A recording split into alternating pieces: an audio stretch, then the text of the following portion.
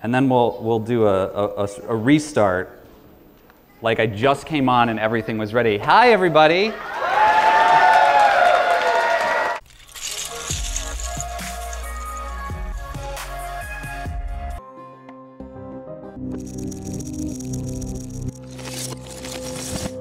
My name is Dave Pickett. I am a Lego animator and filmmaker, and I'm going to be talking today about how I turned my Lego hobby into a YouTube business, because that's an interesting topic that most people probably don't know much about, and I thought you would all enjoy it. So I have an interesting job. I make things out of Lego, and then I put them on the internet, and that's my job. You know, I built The Simpsons out of Lego. I made a video about how to build them. It has 1.6 million views to date, making it, you know, a good video, but not one of my best. And that's my job. So I run the YouTube channel Brick 101. It looks a little bit like this. There are animations on there, set reviews. I also review non-Lego building toys. Sorry, purists in the room, but I'll explain the business reasons later. And then I do a lot of custom creations like The Simpsons and show building instructions for them. I also do role plays and I had a weird phase where I did a lot of Mario Maker videos, but you know, that's over now. Anyway, you can see my YouTube channel, Brick 101. I have little flyers. If you come see me throughout the con, I can give you one and things like that. But yeah, so that's my job. So many of you here build mocks, right, and display them. So you know when the public comes, you get like the same 4 questions over and over again, right? Say them with me. Did Lego make this? How many pieces? How long did it take? Are there instructions, right? Did I miss anything? That's basically it. Yeah. Is it glued? Okay. Yeah. Oh, can I buy it? That's a good one too. So yeah, all these questions, right? And you're bored of answering them. They're not that interesting. So when I tell people that, you know, my job is putting Lego videos on the internet, they say, are you a Lego employee? How do you make money? How did you do it, and are you hiring? So those are like my 4 equivalent questions. The answers to those are no, I am not a Lego employee. Ads is how I make money. How did I do it? A lot of trial and error, and I am not hiring, unfortunately. The end. All right, so thank you all for coming, and I hope you really enjoyed this presentation. So to go into a little more detail, you know, it's a really good question. How do I make money, right? Because for most people, this is what you see, the South Park Underpants Gnomes version of a business plan. Make Lego videos, question mark, profit, right? So we'll get back to that. We'll fill that in. So the other question is, you know, how did it happen? So how did that, you know, adorable little toddler grow into a minor internet celebrity without ever actually having any formal training in any of the things that are now his job. So if we go back in time, like we can go back to approximately 1989. So I would have been about 4 at the time. And I was really lucky in that I was born into a house with older siblings who were already into Lego. So by the time I was born, they were 7 and 9 years old into classic space, classic castle. So I was born into a Lego household. So when people say like, what was your first Lego set? It's like asking me like, what was your first crayon? Like, I don't know. There was a lot all the time. But one set that I do remember like from a very young age was this Pirates Forbidden Island set. I mean, the base plate is amazing. It's this little island. It even has dots on where you need to put some of the first bricks. It's got lots of great play features. So that was like a really important part of my childhood. I'm going to get a drink of water one quick second, but let's all look at the amazing design of Forbidden Island.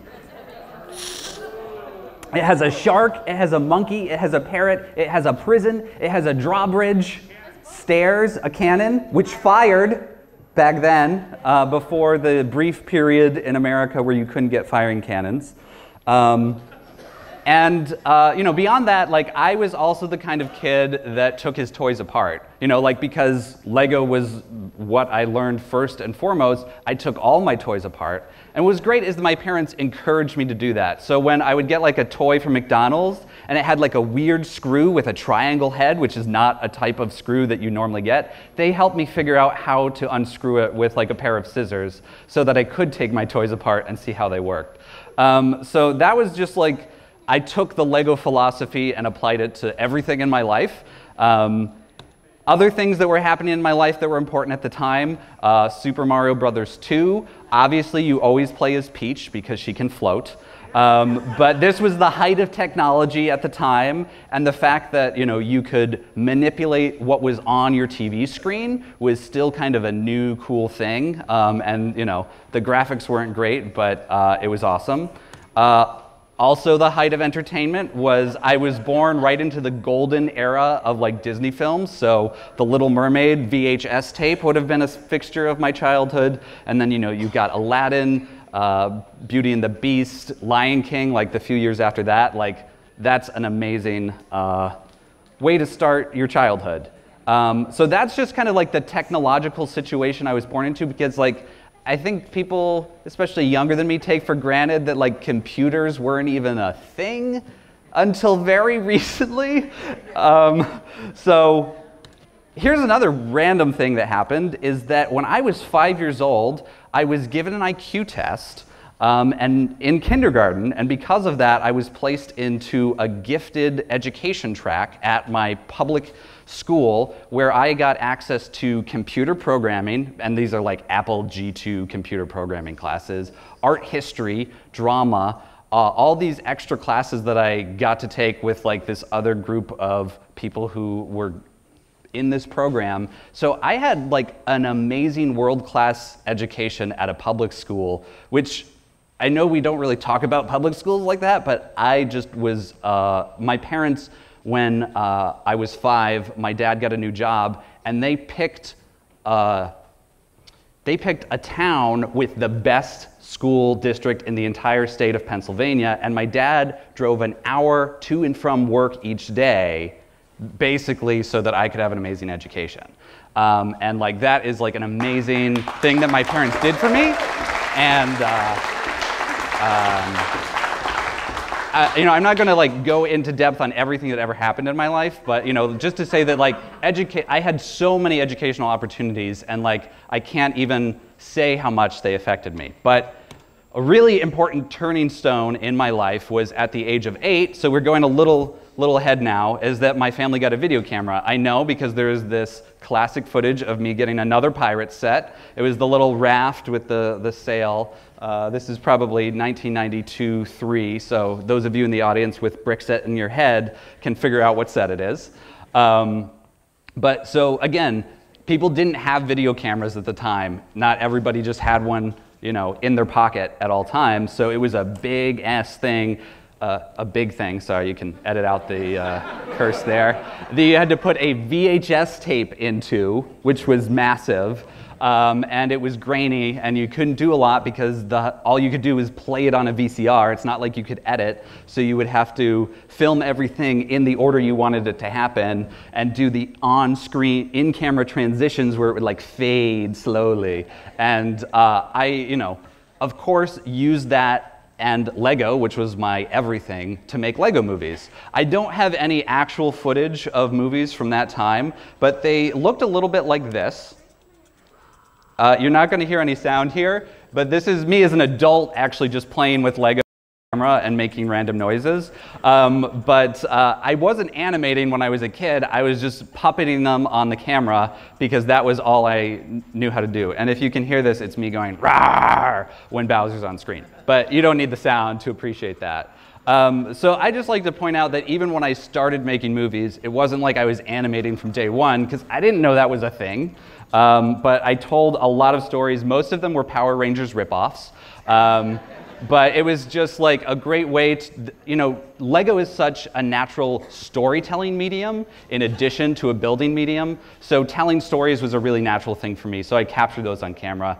Around this time, you know, one of my big sets that I got was Sand Dollar Cafe. Because again, that was an amazing base plate, and it had ice cream truck. Like, I mean, we didn't even have the ice cream piece yet, but just like the idea of ice cream was so exciting to me, as well as like the ketchup and mustard things in the little cafe. So anyway, that's just a little where my mind was at from Lego. I also had this amazing computer program called KidPix, which was basically like proto Photoshop, but also it made weird noises. So it was super fun. I also played a lot of educational software, so like all of the Super Solvers mysteries, like where they would teach you reading and mechanics, because that was the weird kind of kid I was, that I played educational games and that my parents bought me a lot, and that we also had a personal computer at home. So these, again, just like the amount of technology I had as a kid that I was having access to and just playing around, making random little animations and things like that. This is all what kind of led into my career, though I didn't learn any of it in school. One thing I did learn in school was about The Stinky Cheese Man and Other Fairly Stupid Tales, which is like one of the best books ever written, just period. And it totally defined my sense of humor. If you've read this book and you know my work, it just makes sense. Also Freakazoid, the TV show. Also, there was this show on Nickelodeon called The Tomorrow People, which was a British import, which meant that there were 5 episodes per season, but they actually had like a story arc, which nothing at the time had a story arc, but they also aired at weird-ass times, and you couldn't find them, right? Because like if you didn't see a show when it happened, it was gone forever. So this forced me to learn how to program a VCR. And let me tell you, if you know how to program a VCR, you can figure out any computer, any smartphone, because the VCR interface is the worst interface ever invented.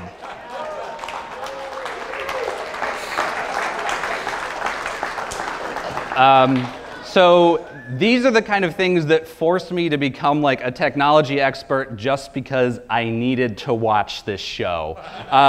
And kids have so much free time and they have so little control over their lives that anything like this, that is why they know your tablet better than you do, because this is one of the few things that they can control and have access to. And I know there's all these things about screen time, but I got so much out of being able to explore the virtual and technical aspects that I had access to as a kid. So that's just to say that. All right, skipping forward, age 13, we have America Online, and we have the start of the online Lego community with rec.toys.lego, the news group. Who was there? Who was there? I was there as a 13-year-old kid. I was an original internet TFL, talking with adults about Lego and being like, oh, wow, like, there are other people out here. And then I went to Fibblesnork, which had an online database of Lego sets. Again, marvel at this 1990s era web design. And remember, like, you didn't just always have like Instagram or Brickset or all these wonderful things, but it was great to just be able to express myself and see that there were other people at this and like hear that there was like a Lego store somewhere in the world. I think the only one then was at Disney World, if I'm right, but like, and Mall of America. That was before they were everywhere. And it's like, oh my God, a store just for Lego. You know? We take that for granted now, but like that, like just knowing at that time that it was okay really helped me not have a dark age. I had kind of like a dim age where I just like wasn't as into it, but I still was playing with it. But then I discovered like, oh, you know, I'd been making those movies and I discovered the idea of animating. So then any school project I could possibly do it for, I made a little Lego animation. And that was my way of justifying my collection of Lego, is that it was for arts. When we all know it was just because Lego is awesome. So this is one of my earliest animations. It is super jerky. It's just a king and a queen walking across. This is part of the play within the play from Hamlet, because again, this was a school project. So anywhere I could and the teacher would allow it, I just did things that weren't allowed. Like that Kid Picks program, I used that to create like a book for a class rather than doing it by hand. So anywhere I could use digital technology and the teacher let me, I just did a project. So, I would encourage you, if you're like having to do school projects that aren't fun, see if you can do it in a more fun way and use something that is new and that other people in the class might not be doing because the teacher doesn't even know what it is. Because if you've got great teachers like I've had, they will let you. So this is like high school, college era me now. We're getting a little more like the internet exists. People are starting to upload like MOV files of brick films. So this is brick films circa like 2001, brickfilms.com. Don't go to brickfilms.com today. It is terrible. The good part of that community moved to bricksinmotion.com, and there's a whole history of like a Lego community schism that happened there that most of you don't know about because brick filmers are just not well integrated into the rest of the AFOL community, but there are people on the internet who will watch this and be like, oh, the schism.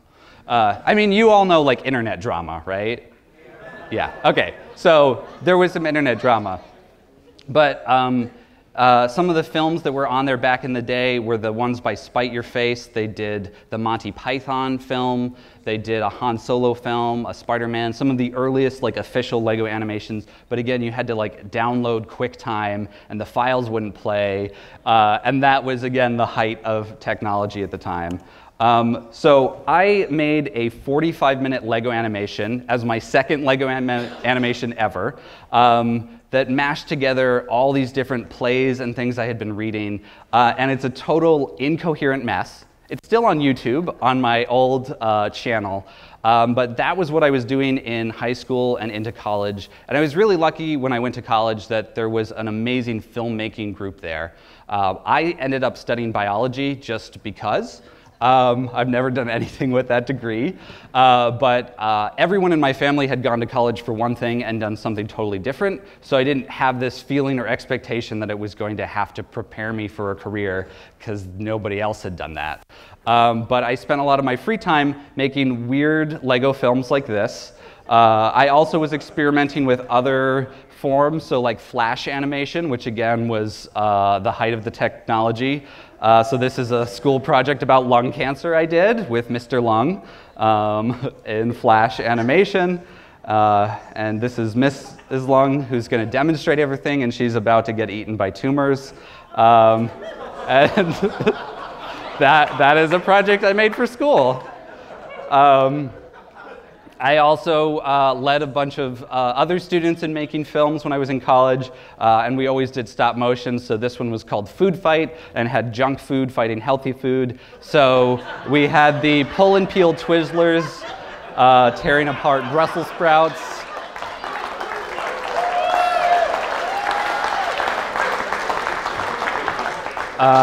Oh, and then the chocolate raisins were actually healthy food in disguise, so then the raisins break out of the chocolate and kill the Twizzlers, so it's a twist.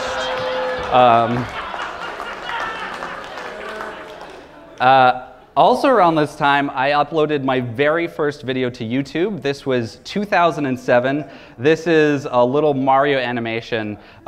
You may notice like Mario doesn't have the exact right costume. It's blue. And it shouldn't be blue, right? You all know that. That's not Mario's costume. One, like, those were the overalls that we had in Lego. And two, this was actually part of that 45-minute film. So it was a totally character that wasn't Mario, and this was just like a weird reference, but it's like, oh, let me just cut this out and upload it to YouTube, because you could only upload 5-minute videos at that time, maybe 15 if you got like a special extra thing. Now you can upload hours and hours to YouTube, but back then it was only 5, so it's like, oh, I'll just do this bit. So I uploaded that video to YouTube on my original YouTube channel, Fallen Tomato, which means nothing to anybody. But that was the type of username we had back in the day. And it got 400,000 views. And that is because it was 2007 and there was nothing on YouTube yet. And so a pretty terrible Lego Mario animation, as opposed to like the beautiful ones that there are just a bajillion of now on YouTube, got featured on the front page of YouTube, and I was like, oh, who the hell are these 4,000, 100,000 people watching my video? But also, that's cool.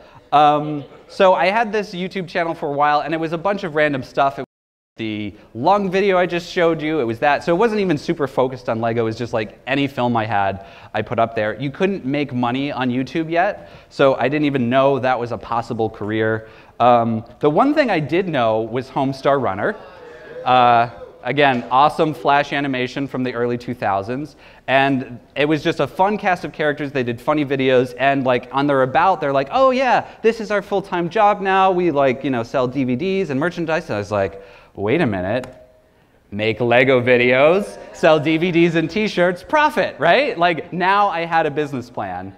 So then I went back. So I had just graduated college, and I was really lucky that I graduated in 2007 and not a year later, because that's when the recession happened. And so all my younger friends couldn't get jobs, but I did get a job doing video production at the University of Chicago. And I did that for 5 years, and then I did social media and website development and digital marketing for 5 years. So I had a 10-year career of full-time work doing that while I did all the YouTube stuff on the side, because I never wanted to be a starving artist. I was like, I want healthcare and benefits. So I got a full-time job and just had this a side passion.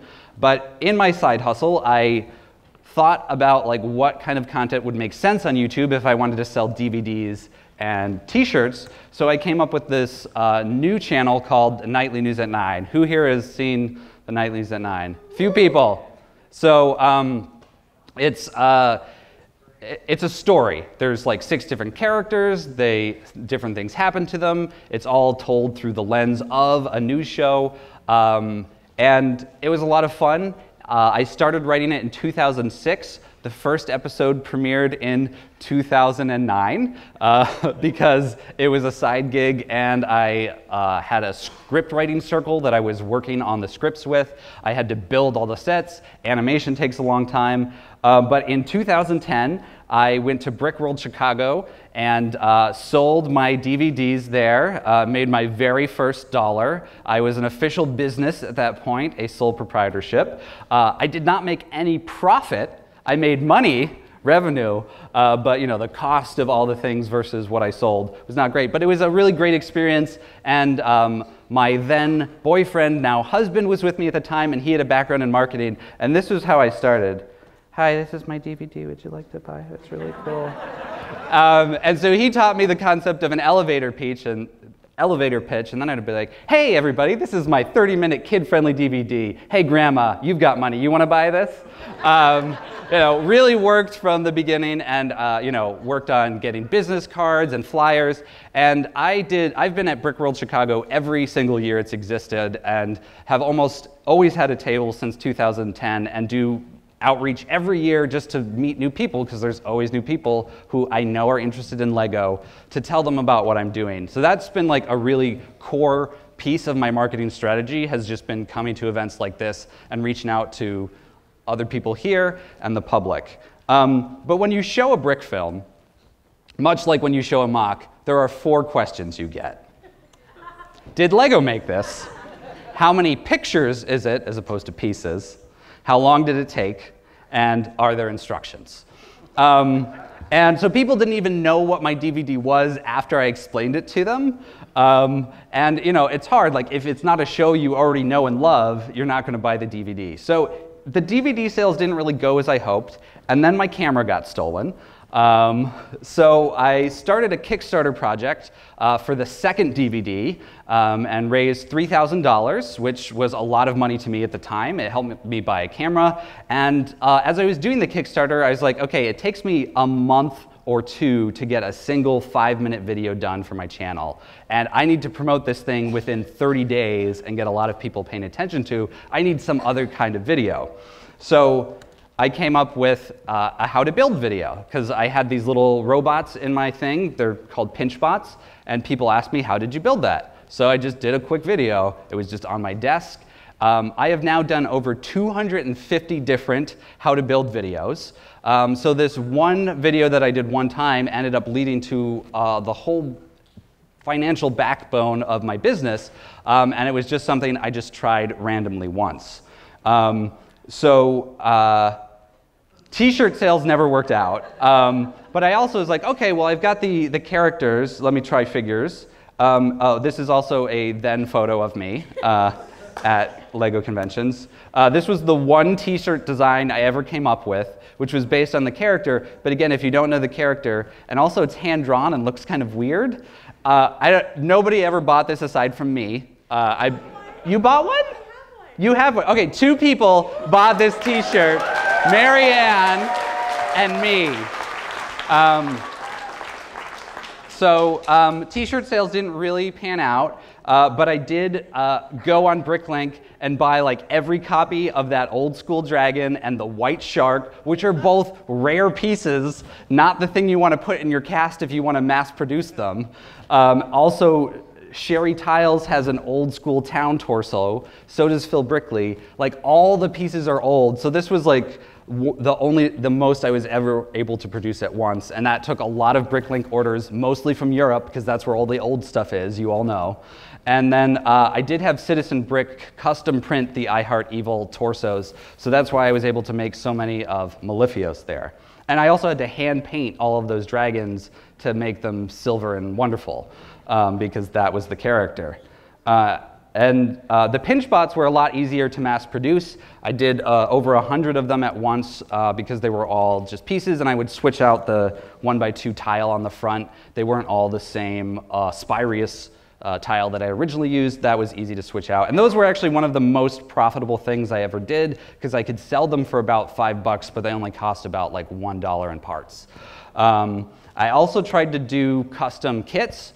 So these were robots that were in the second one, but again, like this duck robot is on screen for like 5 seconds. So I don't know why I thought people would really want to buy it. It's not even that interesting of a design, and it takes forever to make actual instructions. I don't know how many people have done that. It's really hard. It's much easier to just like do a video like, yeah, I just built it. But actually formatting them to look good is really hard. And what I did is I took 4 different sets that were available at the time that were about $10, and I only used the pieces from that set to design one character. So I knew I could just buy multiple copies of that set, so I wouldn't run into the Bricklink sourcing problem. But they still didn't sell very well. So this is a look at my revenue versus profit from 2010 to 2013.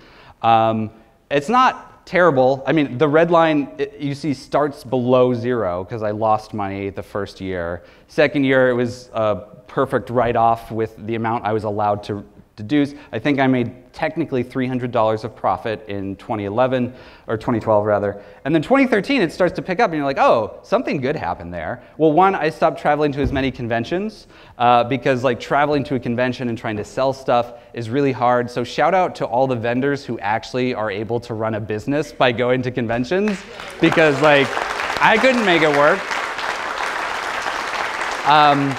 When the collectible minifigures first came out, most people weren't selling just minifigures on their own. That was like a burgeoning thing. So I did that for a while at my booth. I would have my DVD, and I would have like all the series 1, 2, 3, 4, whatever collectible minifigures and all this stuff. And then people were also like, what is your booth? Like you've got a DVD and then you've got random minifigures. So it wasn't like, it didn't make sense as a business, in addition to being like a lot of labor and money and not a lot of profit. So the thing that happened in 2013 is I made a spreadsheet. This spreadsheet is like the most important thing I've ever done in my business.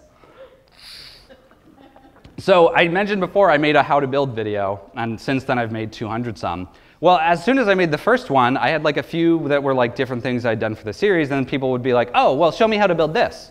I was like, oh, okay, well, I have that. I can show that. So I did a lot of videos in there, and then people would say, well, how about you build this thing, which was not a thing I'd ever built. It was just a request. And I was like, oh, yeah, I could build, what was one of the early things? 1953 Chevrolet Bel Air 2-door coupe. That's one thing that I've built. I don't build cars ever, but somebody asked for that, and like I had so few requests at the time, I was like, sure, I'll try it. And And then people would be like, oh, well, now you need to build all these other car models. I was like, whoa, whoa, whoa. I'm not getting into cars. But I started counting up all the comments I got, and I put them in a spreadsheet. And at first, I just had them in order of what I got them, and that's kind of how I did it. And I was like, wait, 10 people have asked for this, and only one person has asked for that. So let me rank these in the order, and then also decide what I want to build, because now I have hundreds of requests already.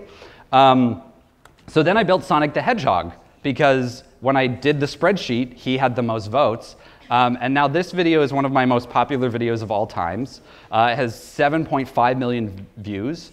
This was before there was official Lego Sonic minifigure. It was also before there were eye tiles, one-by-one eye tiles. I have since modified this design to look prettier. He has like actual eyes now. It's in the convention hall. You can go see it. If you look at the history of my revenue over the course of my business, that red line and the like inflection point in the graph was me creating a spreadsheet. So spreadsheets are cool. And if you go back and forth, this is my views on my channel as well. It's like basically the same, because at that point then I cut out everything else, and it was just about YouTube ads, because it started growing so much that I was getting so many views, and you get paid basically per view on YouTube. I'm not allowed to tell you how much I get paid per view. That is like part of the agreement, as you can't tell that. But everyone on the internet knows it's like $2 per 1,000 views. So FYI. that's just everybody knows that's like the number you can use. And there's websites you can go and estimate any YouTuber what they make. And they're all pretty close estimates. The other thing that happened was Lego Minecraft. I got a lot of requests for that before there were official sets. So there was a huge pent-up demand, so I had built a bunch of the characters at different sizes. So lots of those have millions of views. And then once I had done one thing in Lego Minecraft, I started being the top 10 search results for Lego Minecraft, because I did the other ones. Because once you do one of one thing, then everyone wants you to do the thing that's most adjacent to that when you get more comments. So I became this like powerhouse for search on YouTube for Lego Minecraft without even realizing that was an amazing thing that I had. And then like everybody else started doing Lego Minecraft stuff, and I lost that. And then I realized the good thing that I had that I had lost. Oh, and then I rebranded. Because I was still being called Nightly News at 9 at that time, which was a show that I had started and hadn't done anything with in years, and didn't really relate to what I was doing. So I spent a long time brainstorming new names to think like, okay, most of what I do now is reviews, educational content. So I came up with this name, Brick 101, which is stuck so far. But this was my third iteration of a YouTube name. And if you look up, Lego's first YouTube channel wasn't Lego, it was DZine123. So even the big companies don't get it right the first time. So don't be afraid with your YouTube channel if it changes, or your business if it changes, to think, what is my business now, and rebrand it. I was really lucky in 2015 that Warner Brothers reached out to me and sent me the entire Scooby-Doo line before it came out to review. So this review of the Mystery Mansion is my most viewed video ever, with 19 million views. And that is because of some random gameplay video that this shows up as a related video on, and the thumbnail is good. So you all know Jangbricks, right? Yeah. Okay, he reviews everything, and he gets sets before it's humanly possible, and nobody knows how, right? So I had this goal. I was like, one day I will review one set before Jangbricks does. It wasn't this set, but it was the Mystery Machine. I got that review out before him. I just want the record to show that it is possible to review a set before Jangbricks. Just not very easy. The other thing that happened in 2015 is a little thing called Five Nights at Freddy's. Who knows what Five Nights at Freddy's is? All right, yeah. I always watch what people ask for, and this thing called Five Nights at Freddy's was jumping up in my spreadsheet from the very bottom. It was going up. It wasn't quite at the top. I was like, nothing ever moves up that fast, so let me do a thing. And the other change in my graph is when Five Nights at Freddy's happened. Nobody else was really doing much Five Nights at Freddy's, and especially not like talented adult builders, because talented adult builders had never heard of it. It was just like a young phenomenon, but because I was listening to the children on my channel, I tapped into Five Nights at Freddy's, and all of those videos have become like the main backbone of my channel. I started with custom mocks, but then a Lego competitor, McFarlane Toys, which had never really done building sets before, got the license to Five Nights at Freddy's, and came out with this set and some others that was like one of the most best-selling construction toys in 2015, even though nobody in this room cared about it. But they sent it to me early before it was on shelves because I had tapped into the Lego Five Nights at Freddy's market. And now I am like the McFarlane Toys guru. Like I know more about, there is no brick set for McFarlane Toys because there's not a big adult fan community. So my videos are the most comprehensive listing and information about McFarlane Toys, and now they'll send me sets as prototypes to look out before they're exclusively out. Like Lego doesn't give that access to anybody, but because they're a smaller fish in a big pond compared to Lego, and I will cover their stuff, I now have exclusive access with them, and because there's an audience for it, it has become the backbone of my business, and now I will do any video, even remotely related to their products. So if you type in McFarlane Toys on YouTube, my videos rank higher than their own YouTube channel. You know, like that would be really hard to accomplish with Lego, but it's pretty easy with McFarlane Toys. So that second video there, so the first one is just an idea I have of what one of their future sets might be. Because like when I run out of sets to review, I'm like, well, now I got to predict future things. So I just make a mock-up. That gets hundreds of thousands of views without me trying. The video below that is just every single character they've ever released in one video. And that's the third iteration I've done of it. And those have millions and millions of views across the 3 iterations. Because again, it's like brick set, or you know, like this information that is otherwise nowhere in one coherent source. And then kids just like to live vicariously through people like us who can have disposable income to have all of something.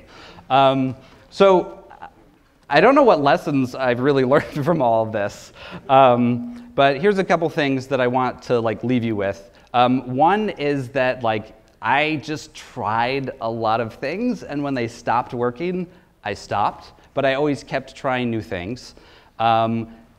Another one is that I did a great thing and went to the Service Corps of Retired Executives, which is a free service across all the United States that will help any small business with free mentoring. So I got really great mentorship through that from a business person who didn't understand YouTube, which was great because I didn't understand business, and just trying to communicate helped me understand what a business plan is and all the like underpinnings of what made it. Oh, also, I wrote a book. So this guy here, David Pagano,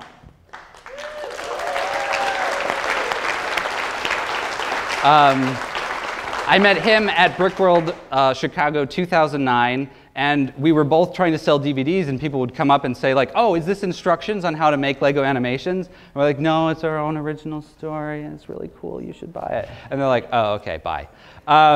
So we decided enough people had asked that we would just make what everyone was asking for. It took us 6 years to do from when we decided to do it, because this was a side project on top of side projects on top of full-time work. But the whole idea behind this, again, is just listening to what people were asking for and then making it exist in the world.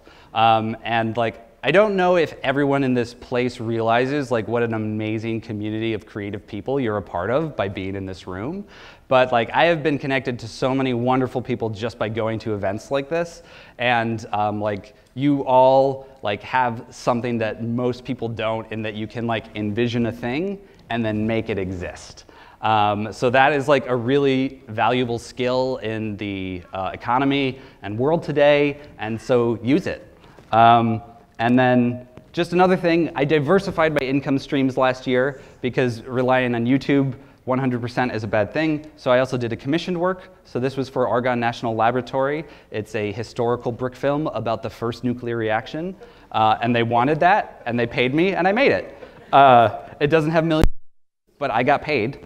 I've also started branching out and commissioning designs to a couple different companies. So Brick Loot, which has thousands of subscribers who receive a box every month, pays people for designs. So I've had 2 designs in their thing.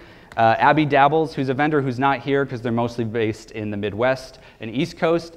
I've commissioned a couple designs too, so now they sell sets. And what's great is I don't have to do any of the work of sourcing all the parts, but I've been able to build partnerships with these other Lego entrepreneurs so that I can promote their products, they can sell my products, and we both win from doing that. I also license my content to places like Jam and Epic that are just looking for fun educational content, and they just pay me money for stuff that's already on YouTube, and that's the easiest money I've ever made in my life. Oh, and then I designed this Godzilla, but when I say I designed, I mean that I did like 10% of the work, and I actually hired another Lego designer to do most of the work on this. So I had known for years that my fans wanted me to do Godzilla, but it was a really intimidating build, right? Like, Godzilla is super iconic. Figuring out a scale that is like doable, but it's not like overly complicated, that people could actually build, is really hard. So I hired Mark Larson, who I met at Brickworld Chicago, because like that was where I built my entire Lego network.